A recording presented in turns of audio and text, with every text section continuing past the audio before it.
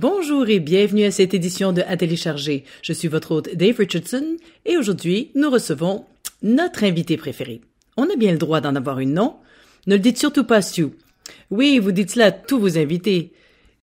J'essaie plutôt de ne pas faire de jaloux, mais je dois admettre que j'ai mes préférences. Bon, j'ai 2 filles, comme vous le savez. Et quand l'une me demande si elle est ma préférée, je réponds oui, bien entendu, mais à égalité avec sa sœur. Donc techniquement, elles sont toutes les 2 mes préférées. Mais je reçois aujourd'hui Sarah Riopel, qui dirige les solutions de portefeuille pour RBC Gestion mondiale d'actifs.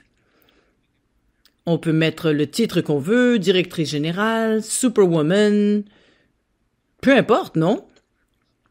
Vous êtes trop modeste. Nous aimons toujours entendre Sarah. Justement, lorsqu'elle fait quelques tractations à l'intérieur de ses portefeuilles avec sa répartition d'actifs.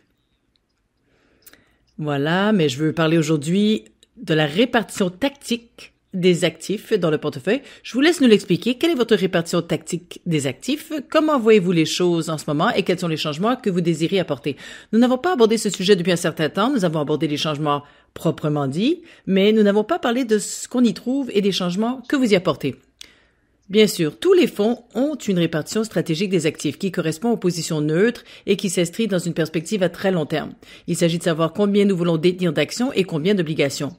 Mais la répartition tactique des actifs, à laquelle vous faites référence, consiste à rechercher des opportunités à court terme sur les marchés afin de déplacer ces pondérations stratégiques neutres pour aller au-delà ou en deçà de notre pondération en actions, par exemple, ou au-delà ou en deçà de notre pondération neutre en titres à revenu fixe, là où nous voyons des opportunités et où nous pensons pouvoir ajouter de la valeur en négociant ces titres. Nous examinons donc la répartition tactique des actifs, nous examinons l'économie et les marchés, ce qui se passe, ce qui change, où sont les opportunités et si nous pouvons ou non déplacer les pondérations pour ajouter de la valeur.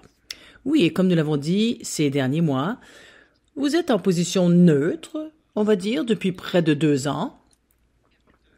Vous avez effectué quelques mouvements tactiques dans la partie revenu fixe, la partie obligataire du portefeuille, au fur et à mesure que les rendements augmentaient et diminuaient. Parce que nous sommes restés dans une certaine fourchette pendant un certain temps, il est étonnant de voir la valeur que l'on peut ajouter même par le biais d'un petit mouvement tactique. Nous avons entendu, il y a 2 semaines, je crois, lorsque vous avez retiré un 0,5% des liquidités pour les placer dans des titres à revenu fixe, puis nous avons connu une forte baisse des rendements, et vous êtes revenu en arrière. Il est incroyable, en fait, de constater la valeur ajoutée que cela peut apporter si l'on parvient à prendre régulièrement ces bonnes décisions tactiques.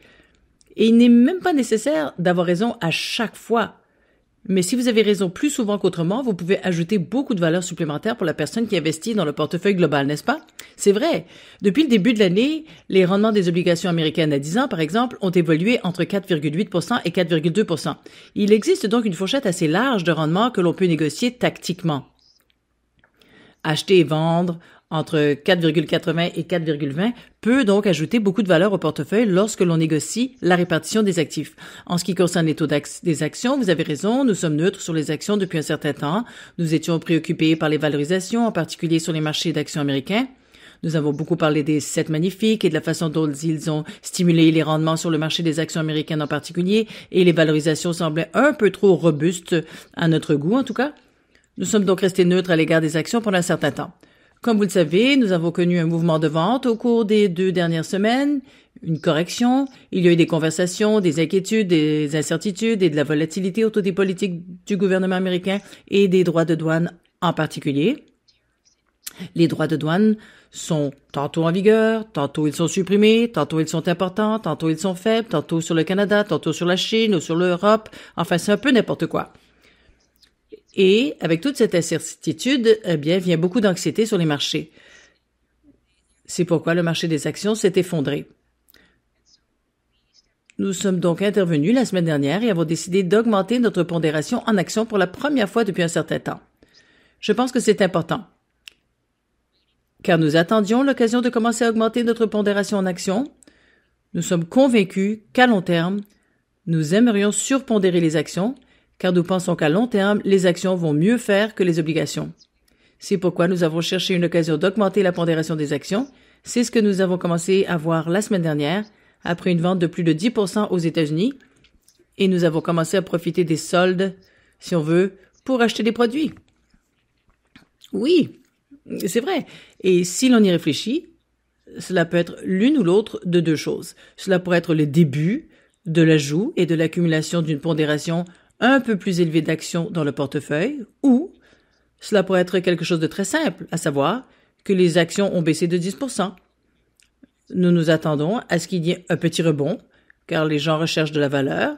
Nous y voyons une certaine valeur, effectivement, et nous ajoutons donc 1% de notre portefeuille. Et quand vous ajoutez 1% de votre portefeuille, on ne parle pas de 50 $.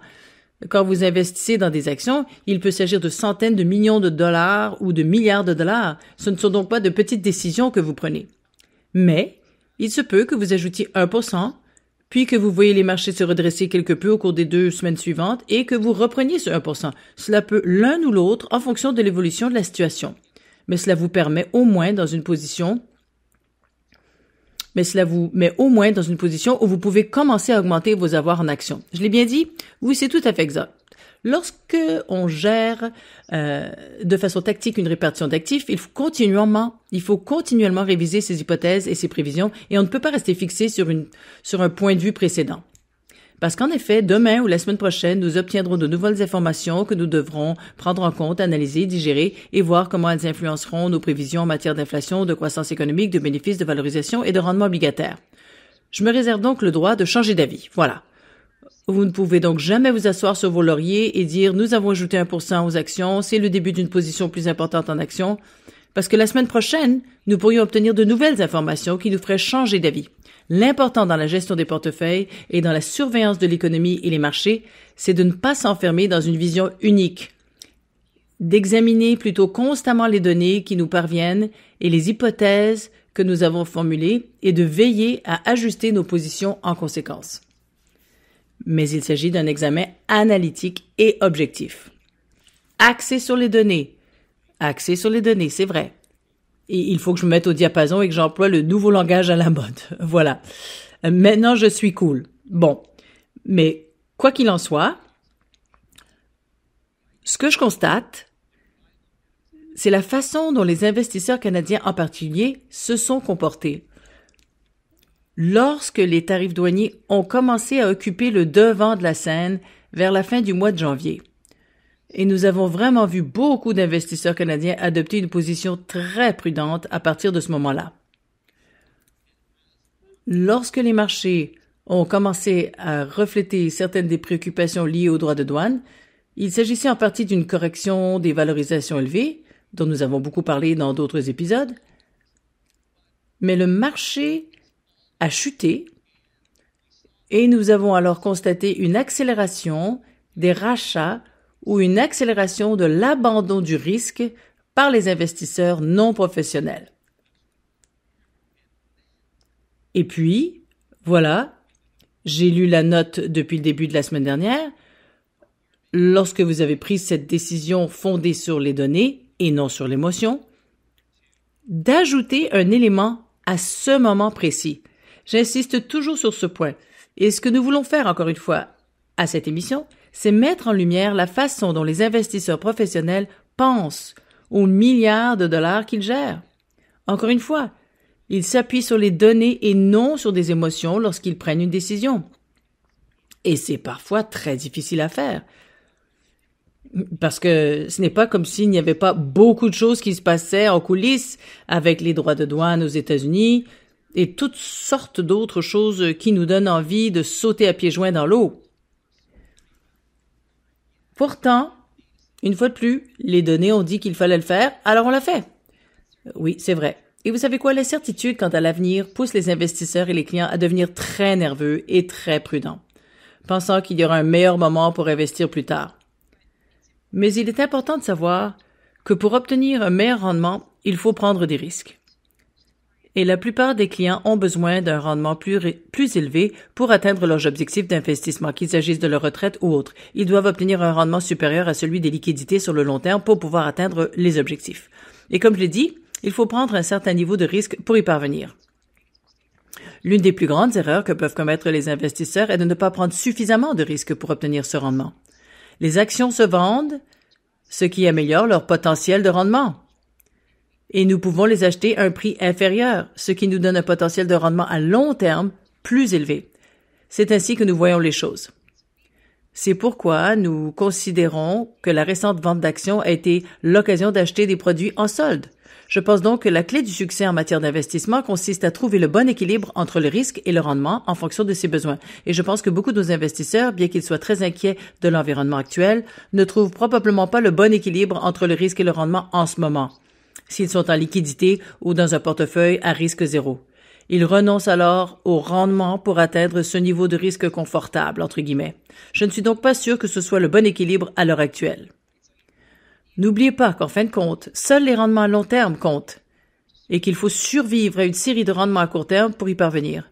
Ne perdez donc pas de vue vos objectifs d'investissement à long terme en vous attachant trop émotionnellement à la volatilité à court terme. Et c'est justement ce qui se passe.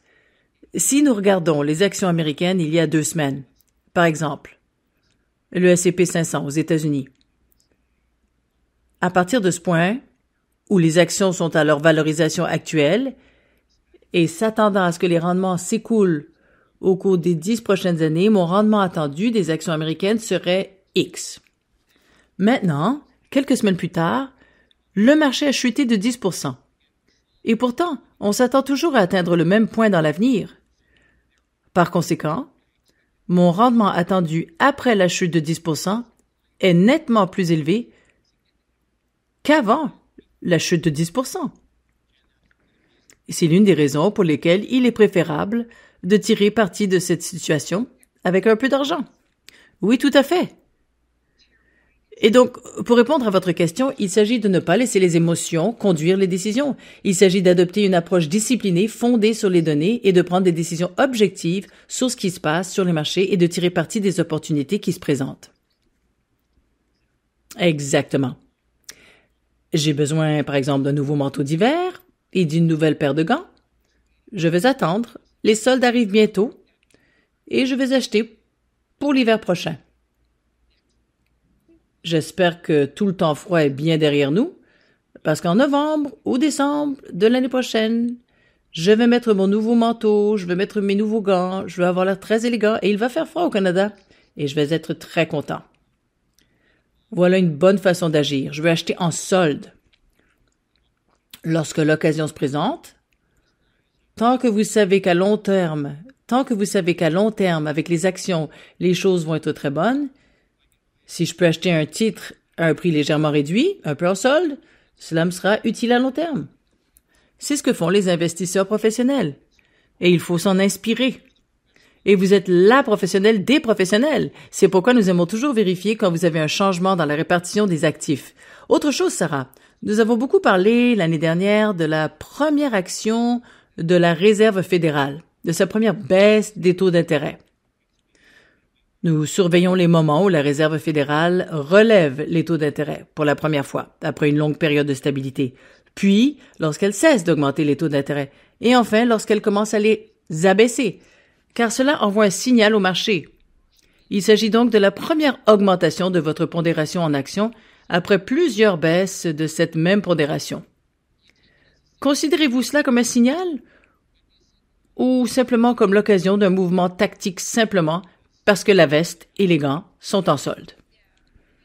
Oui, je m'appuierai sur quelque chose que j'ai dit plus tôt, à savoir que je me réserve le droit de changer d'avis, simplement parce que, comme je l'ai dit, avec un marché très volatile, notre analyse de scénario, il y a une gamme assez large de résultats possibles. Notre scénario de base suggère qu'il serait souhaitable de constituer une position en action à partir d'ici, mais cela ne veut pas dire que si l'un des autres scénarios commence à prendre de l'ampleur, nous ne changerons pas d'avis à partir de là. Je me réserve donc le droit de changer d'avis, je le répète. Alors, 2 jours plus tard, suite à l'ajout d'actions, on dirait que le timing était bon. Attendons de voir, Dave, vous allez nous porter malchance. Désolé, le moment est venu de sous-pondérer les États-Unis et d'augmenter légèrement l'Europe et l'Asie. Cela a plutôt bien fonctionné. Espérons que vous resterez au chaud alors que le temps continue de se réchauffer. Mais Sarah, je vous remercie. Merci encore d'être venue, d'avoir parlé de la modification de la répartition des actifs, d'avoir expliqué les raisons qui la sous-tendent, les raisons clés qui sous-tendent la façon dont vous structurez votre portefeuille au départ et cette idée constante de la diversification dans l'investissement de votre portefeuille. Vous le faites si bien, Sarah. Merci de vous être rejoint à nous. Je vous remercie. Cet enregistrement a été fourni par RBC Gestion mondiale d'actifs Inc. à des fins d'information seulement et ne constitue pas un conseil de placement ou un conseil financier. Vous devriez consulter vos propres conseillers juridiques, comptables, fiscaux, en placement ou en planification financière avant d'effectuer toute opération.